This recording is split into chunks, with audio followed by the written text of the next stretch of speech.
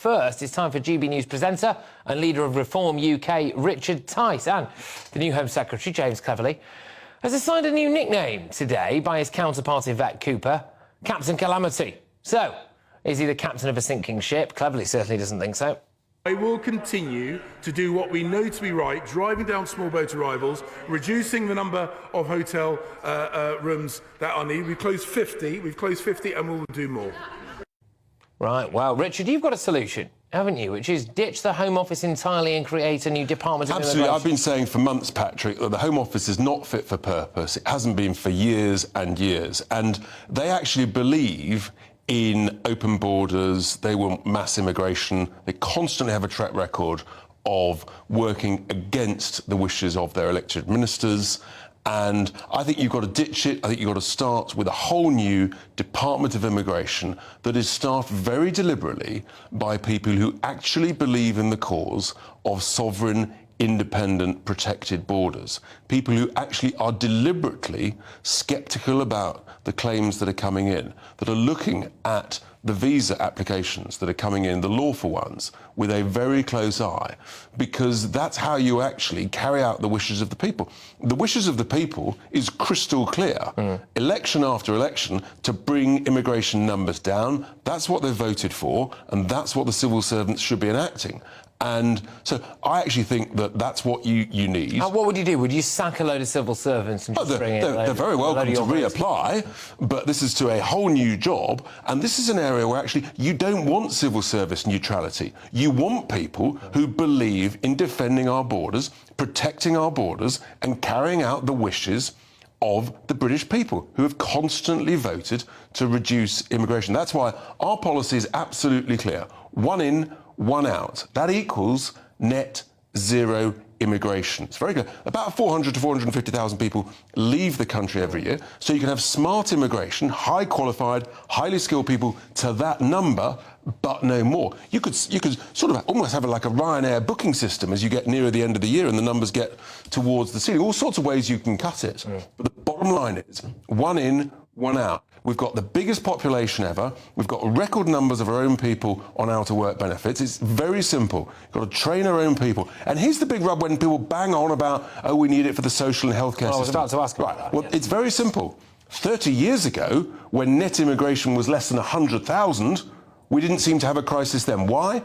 Because they were paid properly, they were trained properly, they didn't have to do degrees, they got straight into the job with training, and that's how you look after people. That's what we need to get back to. If it ain't broke, don't fix it. The current Home Office is broken, it's trashed. Okay. Bin it, start again. Well, look, moving on now to, well, I don't know, a little bit of a spot of bother potentially with a fellow GB newsman, Lee Anderson, after it was alleged that the Tory MP was offered, well, quite a good salary to defect to your party, Reform UK. You've denied this, I think. What's going on? Yeah, look, we've had a bit of a row.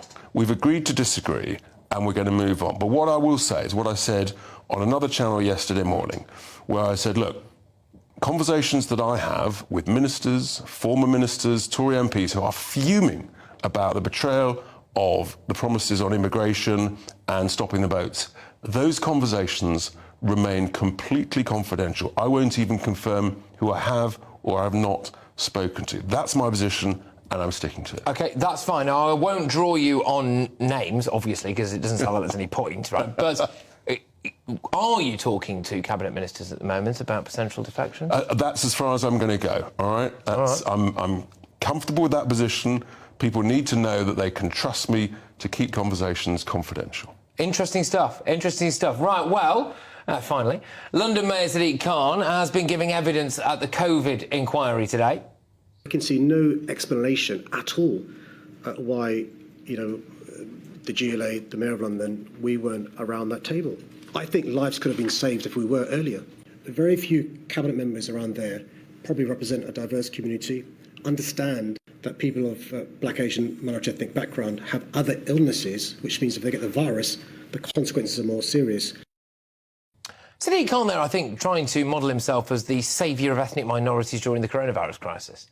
Look, I think, frankly, given that that man did not turn up to the march yesterday organised by the Campaign Against Anti-Semitism. I was there. It was deeply moving. I was very proud as a non-Jewish person to be there. I think, frankly, that man, his reputation is trashed. He should be finished. It was an absolute disgrace. And I think Londoners need to realise who is currently in charge and, frankly, make sure, just on that alone, he should be hoofed out, because he's not there on behalf of all Londoners. If you are of Jewish origin, then as an ethnic minority, he is not there to look after you. He doesn't care about you. It's absolutely disgusting. I actually think there was an astonishing lack of political representation at that march yesterday. You know, this is a campaign against anti-Semitism march. OK, all right, it was also very pro-Israel, and that's by the nature of the people, the vast majority of the people who turned up. But that wasn't just what it was about. It was about a lot of people very concerned about an astonishing rate of anti-Semitism that's taking place ever since those October the 7th attacks, and the lack of perceived action as well from police, lack of condemnation from certain political quarters. I did think it was shameful that there was not more political representation there, and I couldn't help but think if that had been a march against another type of phobia, they'd have been queuing up. I tell you what, to hear yesterday morning a Labour MP say live on TV that he wasn't there because some of his constituents had different views, I thought was reprehensible. Showed a complete failure of conviction, of courage, of doing the right thing. The man should be ashamed of himself. Absolutely appalling. Great news, though, Patrick. Go on. The number of people who came up to me and says, I watch you on GB News. I love GB News. It was remarkable. Hugely, hugely significant. Yeah, well, I mean, it was actually, I must say, very refreshing as well. And thank you to everyone who is watching and tuning in and showing that I think, you know, there is at least one channel there with a little bit of common sense in all of this madness. Look, can I ask you a quick question before I let you get going? And it's about Rishi Sunak. It's a topic I'm going to come on to later on. Now, you know, later on I'm going to be having a little look at whether or not there's any kind of vested interest there from the old Sunak family business, as it were, about keeping mass migration very, very high. We've reached out to Sunak. We've reached out to the company involved. More detail on this later. But does Rishi Sunak look to you like a man who is being kept awake at night by the realities? No, absolutely not. He's not being kept awake. He doesn't care. The Home Secretary doesn't care. This is the same Home Secretary, the same man who 6 years ago said after the Brexit vote, we need to educate people in the UK about the benefits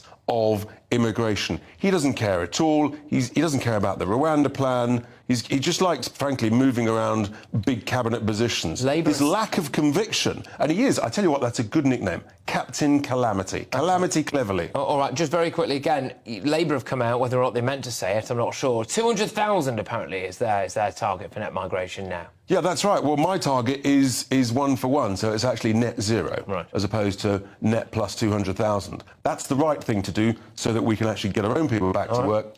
That's what we should do. Thank you very much.